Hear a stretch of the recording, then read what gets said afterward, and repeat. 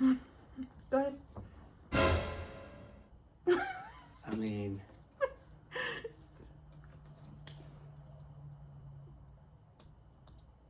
Crickets.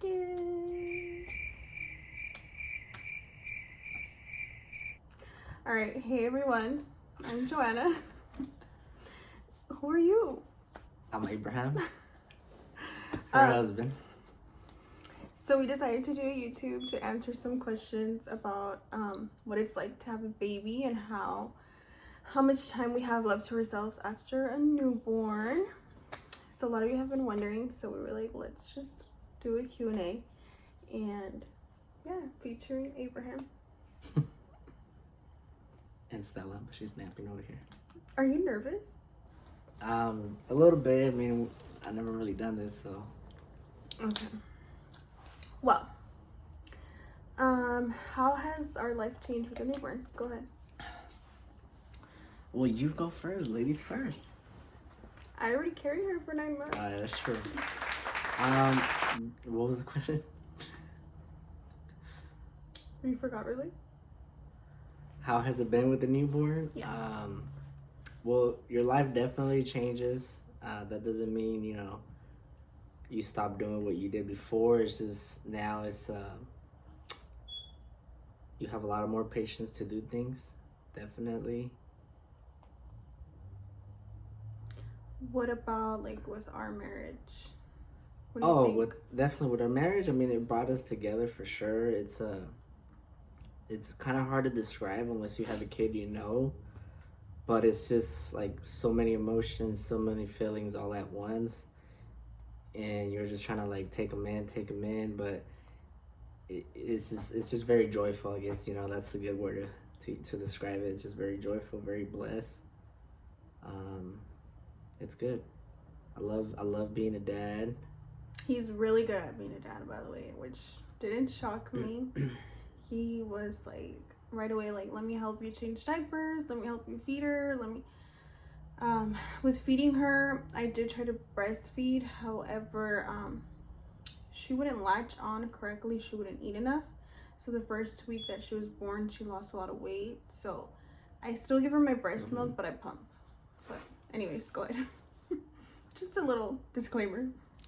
No, that's it. I mean, it's really good, honestly, being a dad. It was totally worth it. All the endless nights staying up. FYI, I wasn't staying up before. Now I can like stay up with no problem. I think the hardest thing though was going back to work for me, because every time I come home now, it's like, oh man, she's getting bigger, or like, wow, her face features are changing so fast.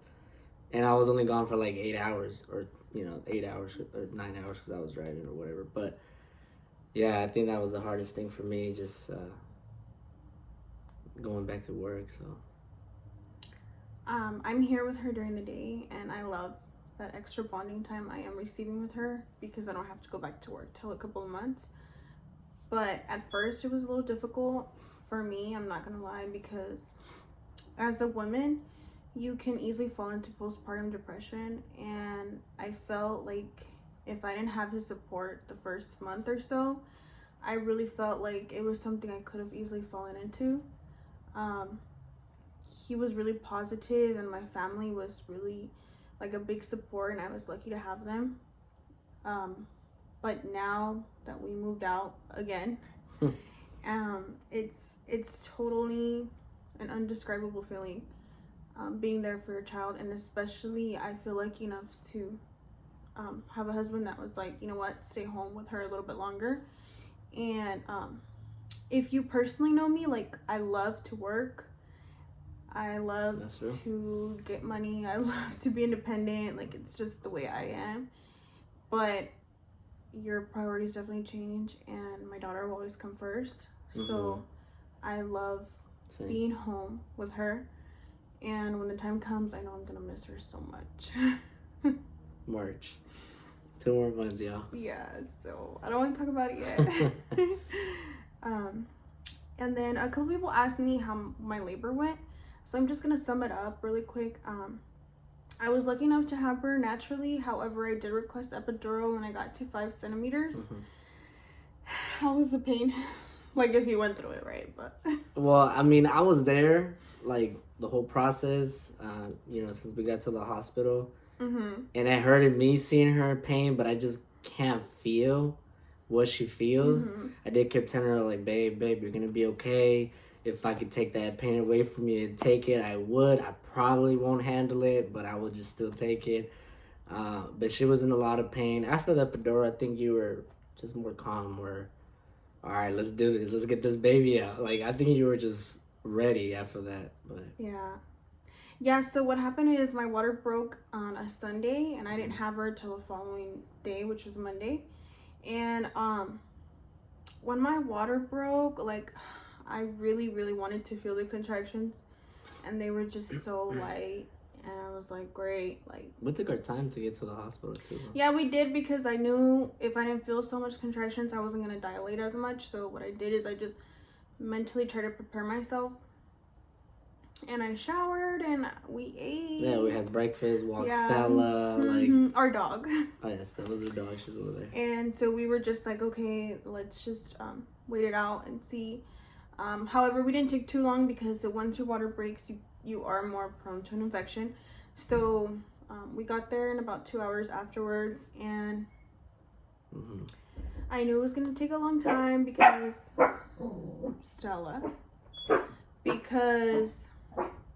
when I got to the hospital, I was only 1 centimeter.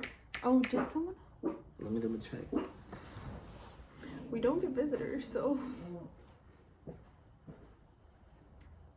Yeah. Okay. Yeah, so I was only 1 centimeter dilated, and I had been at 1 centimeter for like a week already. So I was like, no. Like, I did my squats, I did my yoga ball, I walked so much. So what I did is I was there at the hospital. We walked around. Yeah. Did a couple squats. Yeah, I did more things to naturally induce my labor. They gave me medication for my contractions to speed up. They told me I was getting a little bit of contractions, but not strong enough to dilate. So I was like, great.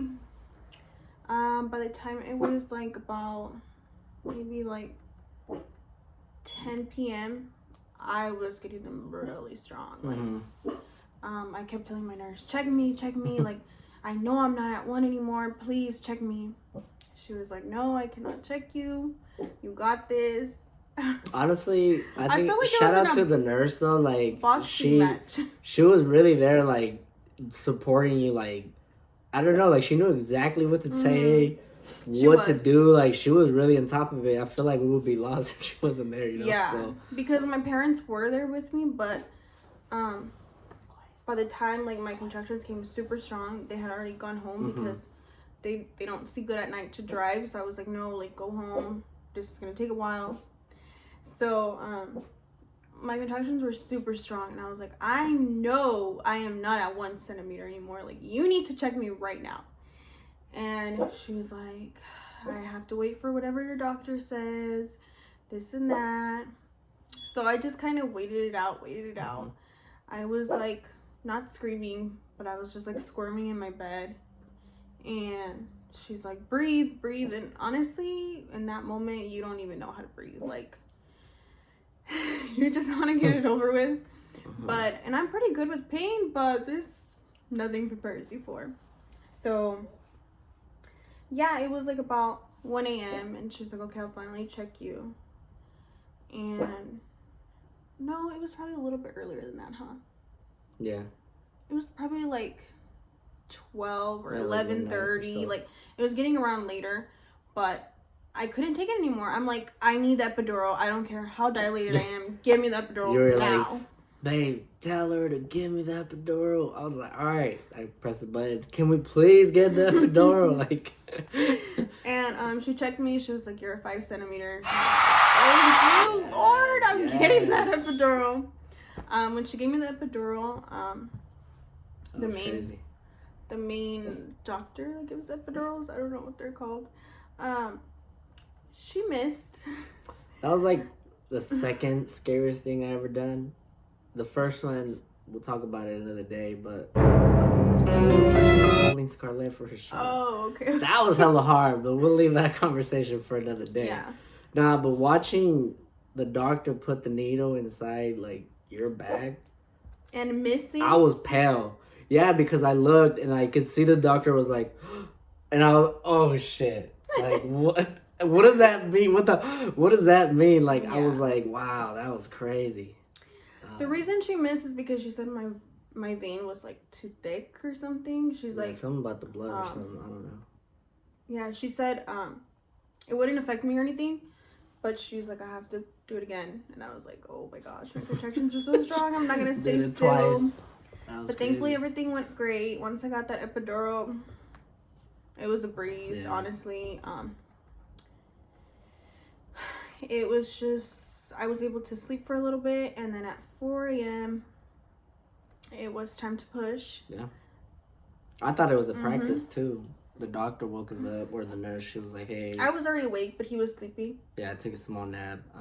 And then she was like, hey, Abraham, we're going to practice pushing. Little did you know, my wife here was very good at pushing. It wasn't even practice no more. I know, it was the real deal. Okay. It was the real deal. She arrived at 4:35 a.m. Yeah. So it took me about like 35 minutes to push her.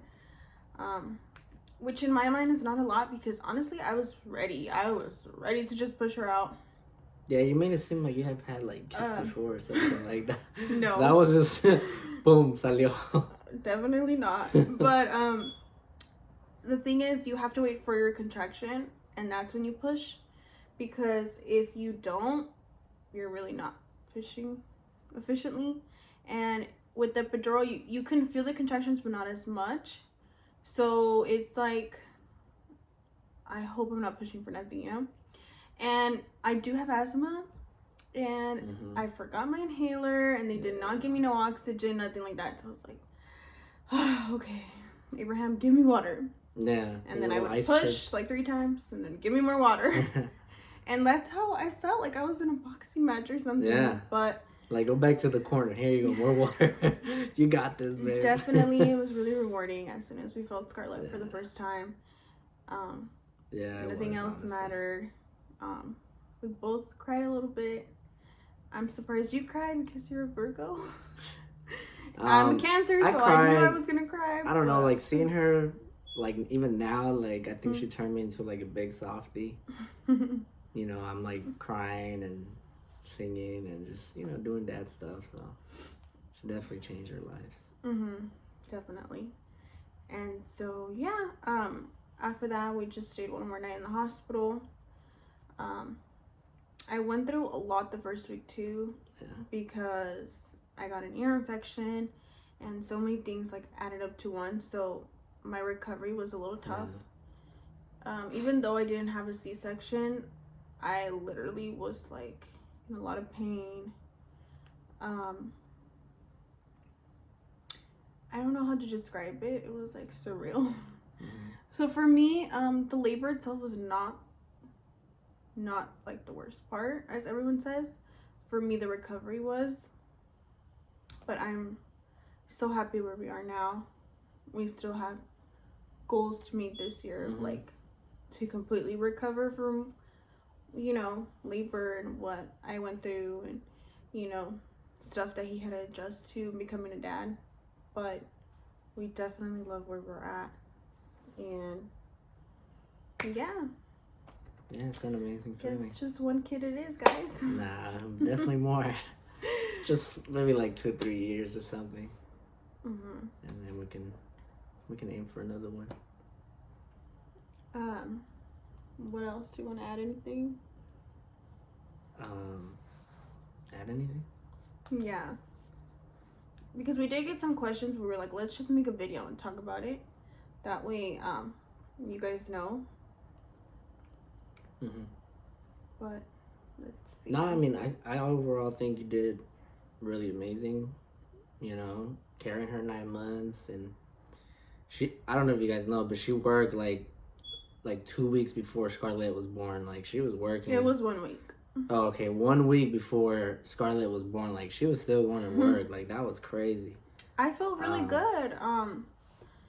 It was just my week, obviously, before